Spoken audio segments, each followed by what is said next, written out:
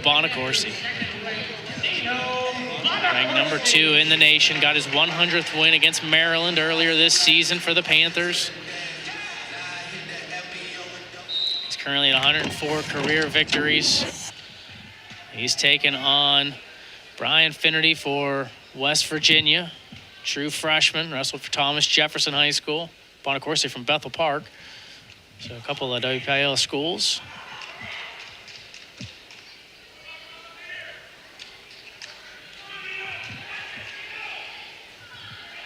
Nice low single from Nino. Look for him to come up, hook an ankle. See, he has that ankle hook now.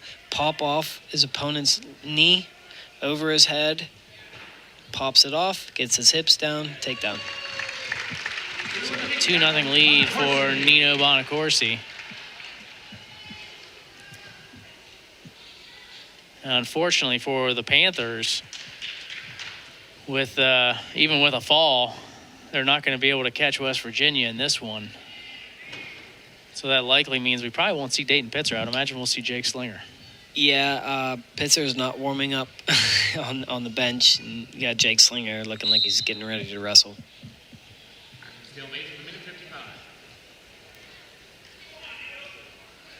So Bonaccorsi up 2-0.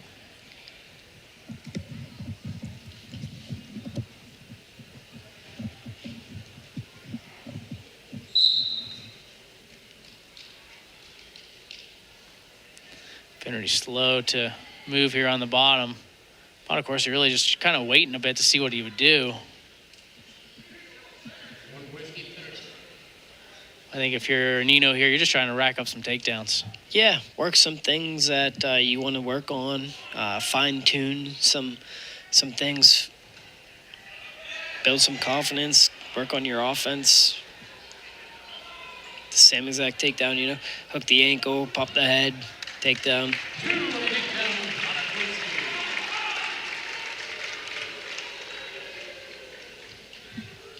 So a 4-1 lead now for Bonaccorsi and getting close to a minute of riding time as well.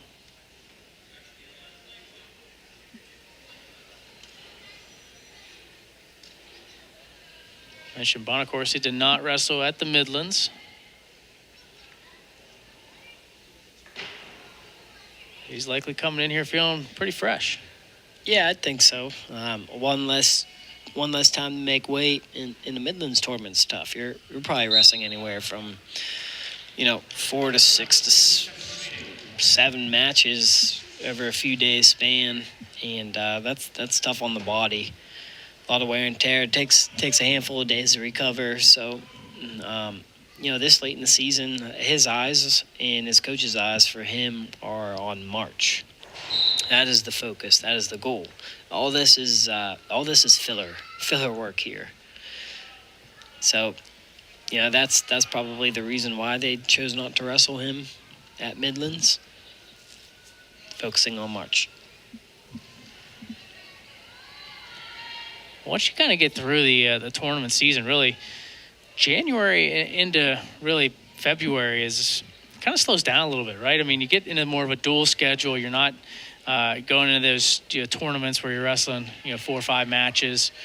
You may have 1, maybe 2 duels a week. So as far as like weight cut or being able to get into weight, you're not there doing it every other day. Right, and you know who you're going to wrestle. You're prepared. You look at the Panthers. We talked a little bit with Keith Gavin on this. The Panthers are 6th as far as individual tournament rankings. They're an individual tournament team. It was funny. He was talking a little about how, you look at the NCAAs, and obviously that's based off of individual results. It's totally different than what the team aspect is. Their team, for some reason, just doesn't perform as well in these duels, but they perform great as individuals. Yeah, and so what's the goal from that? What's the takeaway from that? Is they're top-loaded.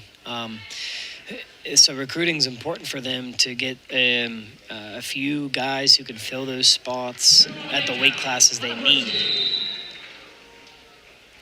Especially when you look at, do you take off Pitzer's red shirt, because you can only do that if you think he's going to All-American. He All-Americans. You got him. You got Bonaccorsi. You got Philippi. You got Matthews. You got 4 guys right there who you feel strong that could come home as an All-American. Yeah, so why not why not take away his red shirt? Because you just saw in the rankings they're ranked 6th in the country for team points. So they can make a run at it. Put Pitzer in there. You have 4 All-Americans. You're top 10, guaranteed.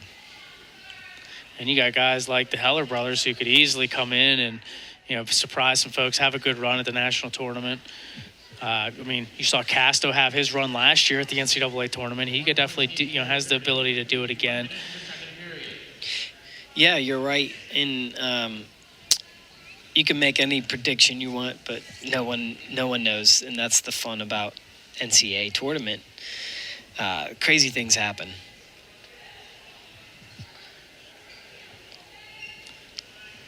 Still been conversation as well. I asked Keith Gavin about it, if they would have that kind of dual championship, have 2 separate, but apparently he said everybody's in agreement, everybody wants to do it, but they just kind of need somebody to take charge of it. Somebody takes charge and then takes that reign, might be able to make it happen. I think the struggle is getting the NCAA to approve 2 championships. You have your team and your individual. I know they do it at the high school level, but I think it's just tough for the college level to say, hey, here's a team champion. But then in the individual tournament, you crown a team champion as well. Yeah, I wouldn't be surprised if we see that in the near future. That's what, a lot of these decisions also come down to how the average fan portrays the sport, what's good for the fans and attendance and all that stuff. So, I think the fans would like it. I think it's good for college wrestling. I think it's good for competition with the wrestlers. So I'm in favor of it. Well, you look at a duel like today. Look at the crowd here at this dual tournament. But if you go to anything that's not the NCAA's, no one wants to sit there for an 8-hour, 10-hour tournament.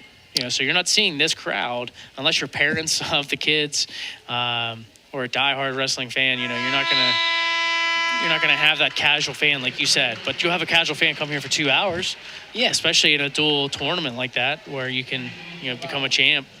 So and I think it brings the wrestlers together too. I think the camaraderie as a team, you go to those individual tournaments, you're worried about yourself, right? You're going to cheer your teammates on, don't get me wrong, but you're going to be focused on yourself, where here you get your match, you do what you got to do, and you're able to join your teammates and cheer them on and just get more into it. Yeah, I agree. It's when you get a good dual meet, it's fun. It's exciting. Bonaccorsi getting close to a major decision here. He's got 3 minutes of riding time, so he's got the ride time point secured. Now a takedown here. So that puts him up 8. So major decision, even with the escape, will give him the major with the ride time point. Which is what you kind of expected here from Bonaccorsi, which is why that match with Reese Heller was huge. Had they won that match, it would be 18-10, major decision 18-14. You'd probably roll up Pitzer because I believe he won over Wolfgram by major decision previously this year. Yeah, I agree. You probably put 4 on the board for Bonaccorsi here.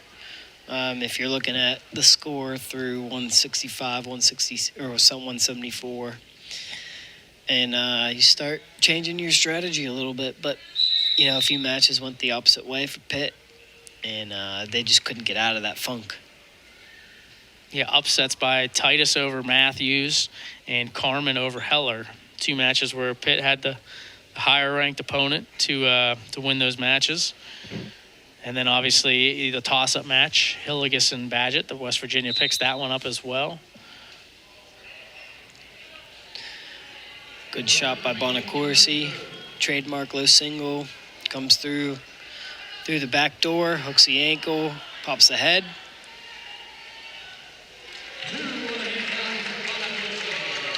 Look for him to get back points here. He has a low leg Turk. He can drive in. He's going to go bow and arrow here. Lift that leg. Lift his opponent's leg up off the mat.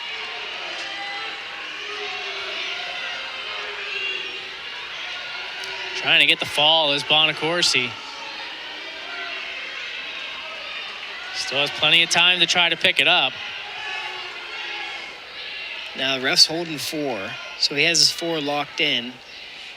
If Bonaccorsi wants to get this pin, he's going to have to come under his opponent's arm. Just being around the throat isn't going to be enough to turn his shoulders. He's not going to have enough time either to pick up a technical fall.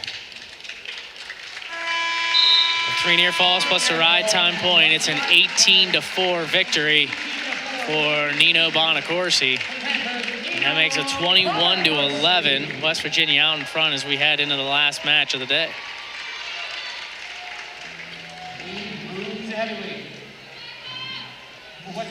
We'll see 28th ranked Mike